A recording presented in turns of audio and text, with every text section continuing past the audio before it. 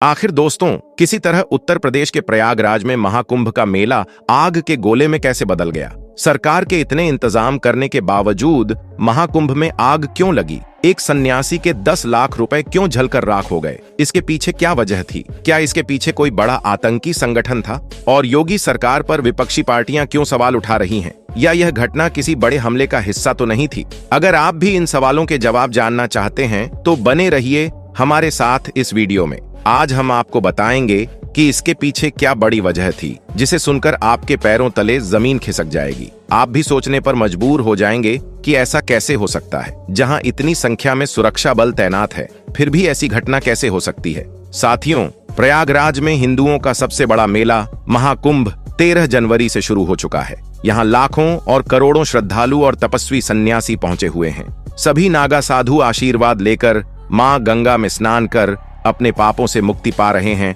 और मोक्ष की कामना कर रहे हैं। इस बीच उत्तर प्रदेश के मुख्यमंत्री योगी आदित्यनाथ जी ने यात्रा में आए करोड़ों श्रद्धालुओं की सुरक्षा का बड़ा ख्याल रखा है। यहाँ सभी इंतजाम अच्छे तरीके से किए गए हैं।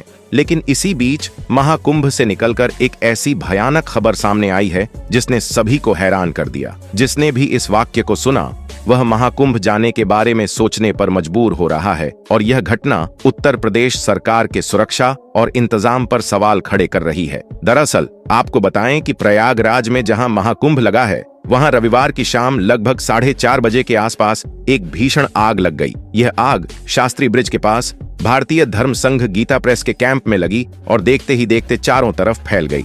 यह आग इतनी भीषण थी कि वहां पर रखा सामान और आसपास लगे कई टेंट जलकर राख हो गए। इस आग ने गीता प्रेस के 100 से ज्यादा कॉटेज को भी अपनी चपेट में ले लिया।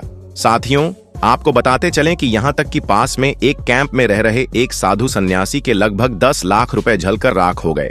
और पूरे महाकुंभ में देखते ही देखते अफरा तफरी का माहौल बन गया। चारों तरफ धुआं ही धुआं दिखाई देने लगा।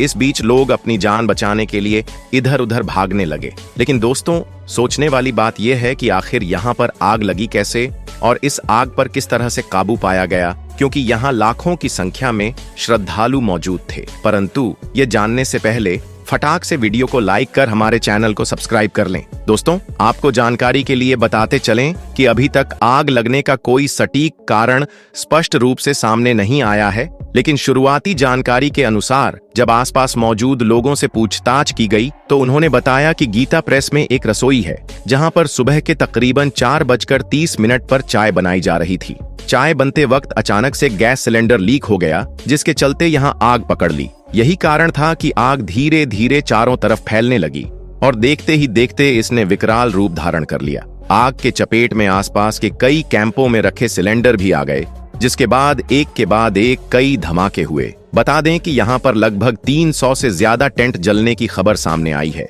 यहाँ पर जो भी जरूरी सामान थे, जब तक दमकल कर्मी पहुंचे आधे से ज्यादा जल चुके थे और कुछ सामान ऐसे थे जो बुझते बुझते जल गए। इसके अलावा 5 मोटरसाइकिल भी आग की चपेट में आ गई थीं।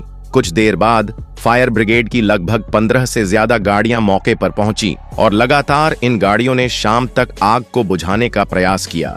आपको जानकारी के लिए बताते चलें कि जिस कैंप में आग लगी थी उसमें लगभग 1000 से भी ज्यादा लोग मौजूद थे, जिन्हें पुलिस ने अपनी सूझबूझ और समझदारी से जल्द ही बचा लिया।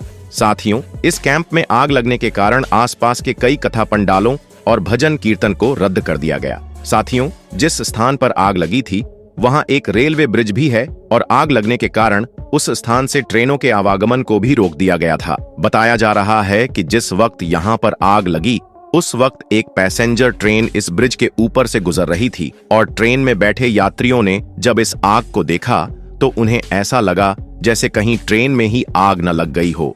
कुछ समय के लिए ट्रेन भी रुक गई थी। इसके बाद नीचे आग बुझाने के लिए खड़े कई लोगों ने इस घटना का वीडियो बनाया और उसे सोशल मीडिया पर शेयर कर दिया। देखते ही देखते यह वीडियो तेजी से सोशल मीडिया पर फैल गई।